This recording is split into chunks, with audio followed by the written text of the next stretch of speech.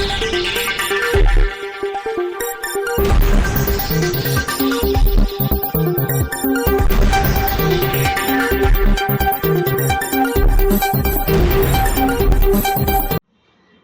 દર્શક મિત્રો, આપ જોઈ રહ્યા છો શિનોર સમાચાર। આજે મહાશિવરાત્રિના પાવન પર્વ નિમિત્તે ગૃહમંત્રી હર્ષ સંઘવી તેમજ પૂર્વ મુખ્યમંત્રી વિજય રૂપાણીએ પરિવાર સાથે સોમનાથ મહાદેવના દર્શન કરી ધન્યતા અનુભવી। પ્રથમ જ્યોતિર્લિંગ સોમનાથ સાનિધ્યે આજે મહાશિવરાત્રિના પાવન અવસરે વહેલી સવારથી ભક્તોનું ઘોડાપૂર ઉમટી પડ્યું। સમગ્ર મંદિર પરિસર હર હર મહાદેવ અને જય સોમનાથના નાદથી ગુંજી ઉઠ્યો। ગુજરાતના ગૃહમંત્રી હર્ષ સંઘવી અને પૂર્વ મુખ્યમંત્રી વિજય રૂપાણીએ પરિવાર સાથે સોમનાથ મહાદેવના દર્શન કરી ધન્યતા અનુભવી હતી। મહાશિવરાત્રિના પાવન પર્વ પર પ્રથમ જ્યોતિર્લિંગ સોમનાથ મહાદેવના કપાટ વહેલી સવારે 4 વાગે ભક્તો માટે ખોલવામાં આવ્યા હતા। મંદિર દ્વારા ખુલતાની સાથે જ ભક્તોનો ઘોડાપૂર સોમનાથ મહાદેવના મંદિરમાં ઉમટી પડ્યો અને સમગ્ર મંદિર પરિસર જય સોમનાથ હર હર મહાદેવના નાદથી ગુંજી ઉઠ્યું। મહાદેવને પ્રાતઃ પૂજા કરી વિશ્વ કલ્યાણની પ્રાર્થના કરવામાં આવી અને વિશેષ શૃંગાર પણ કરવામાં આવ્યો। આ સિવાય સમગ્ર દિવસ દરમિયાન અલગ અલગ પૂજા અર્ચના કરવામાં આવશે। મંદિર દર્શનાર્થીઓ માટે સતત 42 કલાક સુધી ખુલ્લું રહેશે। અલગ અલગ રાજ્યોમાંથી પણ વહેલી સવારથી જ ભક્તો આરતીનો લાભ લેવા માટે ઉમટી પડ્યા હતા। તો ઘણા શ્રદ્ધાળુઓ તો પ્રથમ વખત સોમનાથ મહાદેવના દર્શન કરવા પહોંચ્યા, ત્યારે ખાસ મહાશિવરાત્રિના દિવસે દર્શન કરી ધન્યતા અનુભવી હતી અને પોતાને નસીબદાર ગણાવતા જોવા મળ્યા।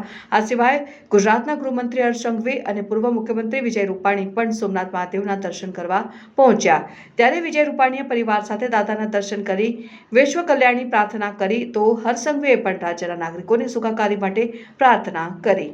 रिपोर्टर दीपक जोशी, शिनो समाचार न्यूज, गीर सोमनाथ।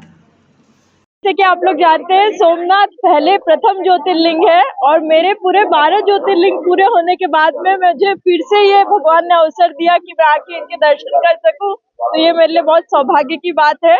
और आज महाशिवरात्रि है, जबकि शिव और पार्वती जी का विवाह हुआ था। जिस अवसर पे भी हमें दर्शन मिला, तो इससे बढ़ के कुछ नहीं है। यहाँ पे हर एक शिव रोम रोम शिवमय हुआ है और आप सभी को महाशिवरात्रि की हार्दिक शुभकामनाएं। जय शिव, जय शंभू। सोमनाथ आए हो तो भीड़ कैसी है? अभी सुबह के समय भीड़ कम है, लेकिन फिर भी बाहर तक लाइन लगी हुई है और ये तो स्वाभाविक है कि इतना हो सकता है। सब महाकुंभ में जाने की वजह से यहाँ पे इतनी रश नहीं रही होगी, लेकिन जैसे जैसे टाइम बढ़ेगा तो और हमें भीड़ बढ़ती हुई दिखेगी। लेकिन एक चीज अच्छा है कि यहाँ का व्यवस्था बहुत अच्छा किया हुआ है कि कोई यहाँ पे भगदड़ नहीं मचती है और सब लोग आराम से दर्शन स्पेशली दर्शन करवा माटे आवी छूं। शिवरात्रि है, શિવરાત્રી છે આજે બહુ પવિત્ર દિવસ છે, જે ભારતનો સૌથી પ્રાચીન અને બધા મંદિરોમાં પ્રથમ માનવામાં આવે છે। જે શિવના 12 જ્યોતિર્લિંગમાં છે એમાં પ્રથમ નંબર આપવામાં આવ્યો છે। તો આજનો દિવસ બહુ જ પવિત્ર છે। બસ એ જ કે માંગવાનું તો છે નહીં, બટ હા એનું કામ અમે વધારે કરી શકીએ એવી જ પ્રાર્થના કરી છે।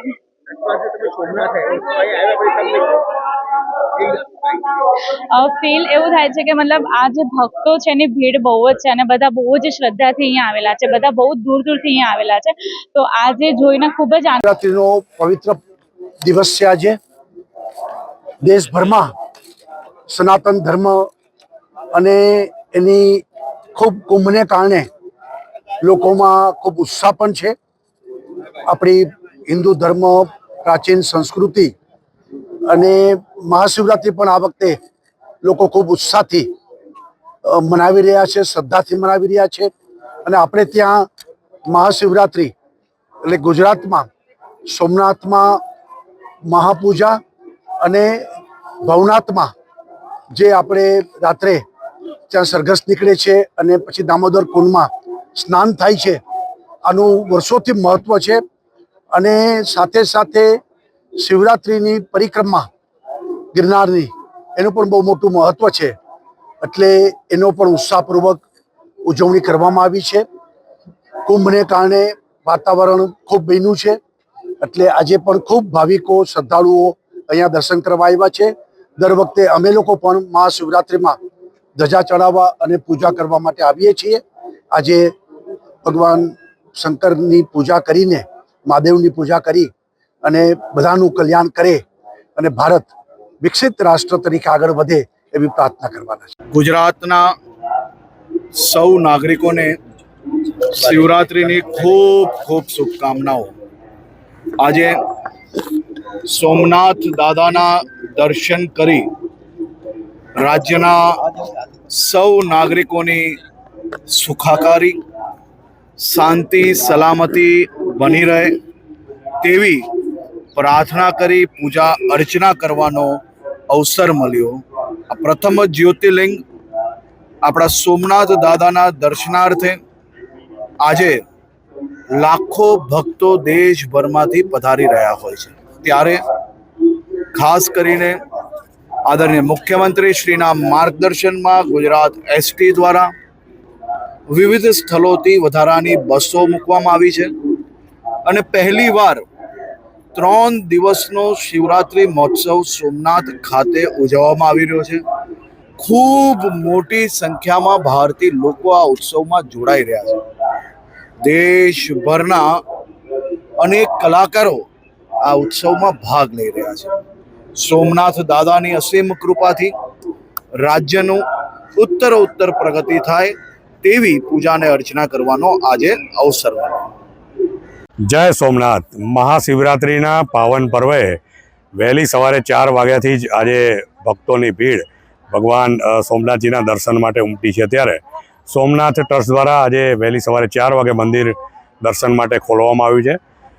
પ્રથમ ધ્વજા પૂજન ટ્રસ્ટ દ્વારા કરી અને પ્રથમ ધ્વજા સવારે ચડાવવામાં આવી છે. ભગવાનના આજે મહાશિવરાત્રિના વિશેષ પર્વે ભગવાનની પાલખી યાત્રા પણ મંદિર પરિસરમાં આજે કાઢવામાં આવી હતી. તેમજ ભગવાનને વિશેષ પાગનું પૂજન કરી અને ભગવાનને આજે પાગ ચડાવવામાં આવશે.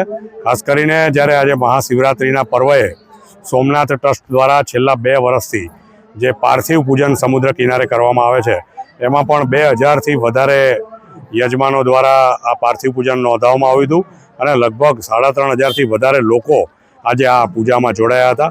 ખાસ કરીને જે માત્ર 25 રૂપિયામાં બિલ્વ પૂજા ટ્રસ્ટ દ્વારા લોન્ચ કરવામાં આવી છે એમાં 3.5 લાખથી પણ વધારે લોકોએ દેશભરમાંથી આ પૂજા નોંધાવી છે. ટ્રસ્ટ દ્વારા ગંગાજળ અભિષેક કરવા માટેનો સમય નિશ્ચિત કરવામાં આવ્યો છે. સવારે 8 વાગ્યાથી લઈ અને 11 વાગ્યા અને બપોરે 1થી લઈને 5 વાગ્યા સુધી શ્રદ્ધાળુઓ ભગવાન પર ગંગાજળ અભિષેક કરી શકશે.